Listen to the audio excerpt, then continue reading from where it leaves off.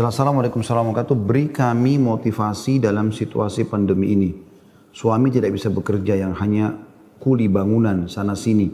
Proyek ditutup dan kami tidak ada pemasukan sama sekali karena mengandalkan gaji harian. Jazakumullah khairan. Cobaan dari Allah Subhanahu wa taala. Ini cobaan.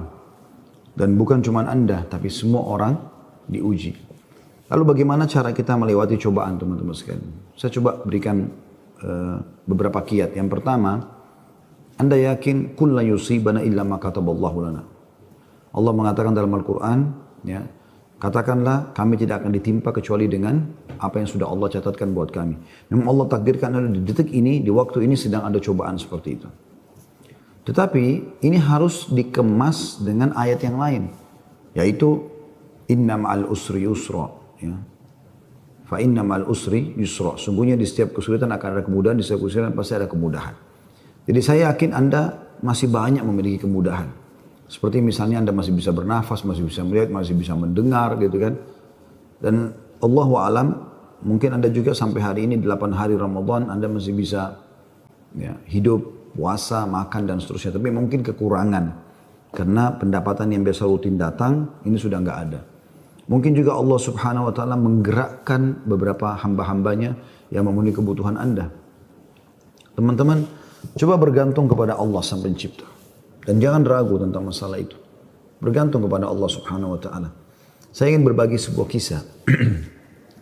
Menukil sebuah kisah seseorang yang sangat susah hidupnya. Dari orang-orang, kisah klasik dulu tentunya. Dia sangat susah sekali hidupnya. Dan saking susahnya sampai dia bilang, dia ceritakan dirinya, saya cuma hidup dari pendapatan harian saya.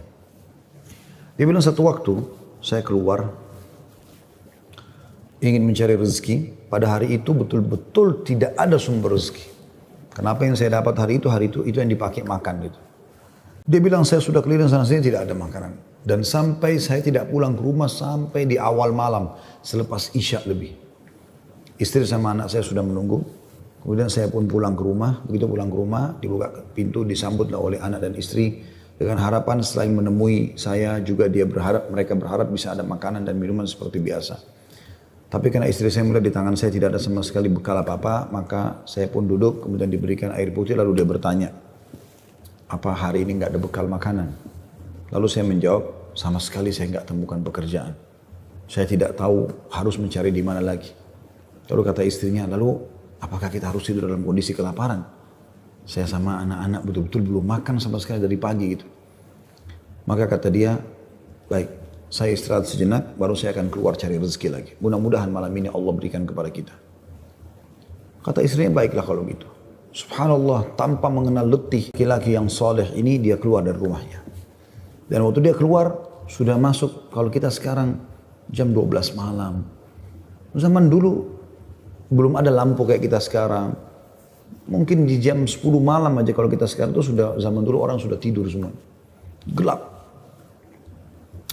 Maka dia pun jalan, dia tidak tahu mau kemana sambil dia berdoa kepada Allah SWT. Ya Allah, kemana langkah kakiku ini? Aku sendiri belum makan seharian, anak istriku juga belum makan. Berikanlah kami rezeki. Sambil berjalan, dia bilang mata saya tiba-tiba melihat sebuah masjid. Di sekitar rumahnya, tidak jauh dari rumahnya. Gelap. Nggak ada lampu kan, zaman dulu belum ada lampu, orang pakai sumbu, pakai minyak, dinyalakan, kemudian baru terang, itu pun sangat kecil penerangannya sebagaimana kita tahu kalau pakai sumbu. Maka dia coba nyalakan api, menyala, kemudian dia wudu, dia sholat, dia tidak tahu harus buat apa lagi.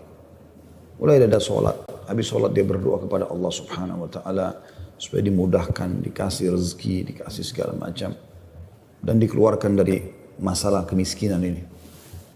Setelah itu, subhanallah terjadi pada malam itu, penguasa di wilayah itu, kalau kita bisa bahasakan rajanya, gelisah nggak bisa tidur. Dan seperti orang ketakutan akan meninggal dunia. Hatinya terdorong untuk bersedekah. Maka dia mengambil beberapa kantong isinya emas. Ya.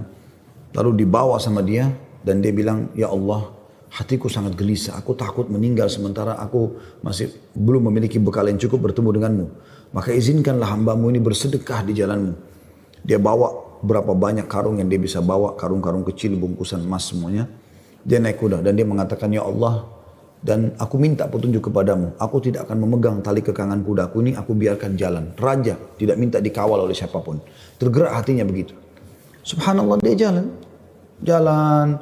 Subhanallah, ya, Maha Suci Allah, kisah nyata ini menjelaskan. Kudanya berhenti di masjid yang ada orang soleh tadi yang susah itu. Dia juga heran. Kudanya masuk di halaman masjid, diam di situ. Dia turun. Apa ini rahasianya? Kenapa Allah datangkan ke masjid ini? Dia bilang, saya masuk ke masjid gelap. Cuma ada satu saja sumbu lampu, ya, sumbu lilin. Kemudian saya mendengar seperti ada orang suara, ya, orang yang berbicara. Saya coba mendekati suara itu, ternyata orang yang sedang berdoa. Nah tadi orang yang miskin itu berdoa. Ya Allah, mudahkanlah rezeki, saya sudah seharian tidak makan sama anak istri saya. Berikan kami rezeki, saya tidak tahu harus kemana lagi. Saya mohon kepadamu. Dia merengek-rengek sama Allah. Raja ini dengar. Maka raja itu menegur si orang tadi miskin ini. Setelah salam, dijawab salam, dia mengatakan, si raja ini bilang, saya dengar tadi keluhanmu kepada Allah Subhanahu wa ta'ala. Saya kebetulan bawa beberapa kantong uang emas. Saya akan berikan kepada kamu sebagai sedekah. Dan ketahuilah saya raja di wilayah ini. Saya tadi gelisah, ingin sekali keluar dan bersedekah, dan Allah tunjukkan saya ke masjid ini. Mungkin kaulah yang Allah maksudkan. Dia bilang, lalu saya akan berikan kepada kamu uang ini sebagai sedekah di jalan Allah Subhanahu wa ta'ala antara kita berdua, dan yang ketiganya Allah. Dan saya berharap apapun yang kau butuhkan, datanglah ke istanaku setiap saat. Saya yakin Allah yang menggerakkan saya bertemu dengan kamu. Subhanallah, orang miskin ini luar biasa kalau punya keimanan. Apa yang dia bilang? Wahai Tuhan, kalau seandainya saya pun masih punya kebutuhan selain apa yang Anda akan berikan kepada saya ini, maka saya tidak akan datang minta kepada Anda. Tapi saya akan minta kepada Allah yang telah mengirim Anda datang kepada saya. Closing kisah ini coba diambil pelajaran baik-baik.